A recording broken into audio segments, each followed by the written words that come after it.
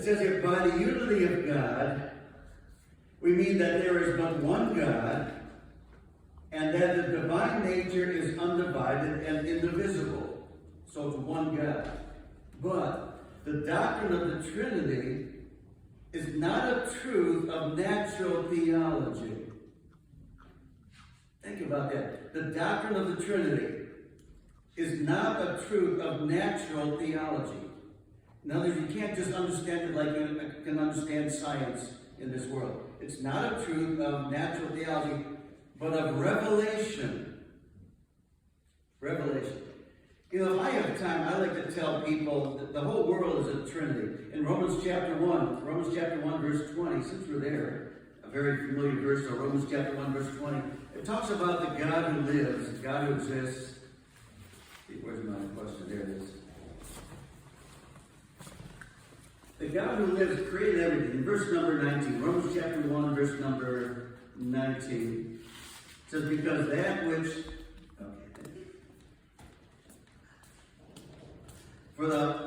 because that which may be known of God is manifest in him, for God has shown it unto them. So what is known of God is manifested. For the invisible things of him from the creation of the world are clearly seen, being understood by the things that are made now. Even his eternal power and, then what's that next word? Godhead. What God is like, the Godhead. So that they are without excuse. You can see through nature the Godhead. Godhead was a Trinity. I read this years ago. It's such a good study. There's a Trinity in everything that's in this world. Space, matter, and time. Space, matter, and time. That's a Trinity. In space, everything's made up of height, length, and width. That's a Trinity. Space is made of height, length, and width. That's a Trinity. Matter is made up of solids, liquids, and gases. That's a what? Trinity. See, the natural world around us. Time. Time is made up of past, present, and future. What's that? That's a Trinity.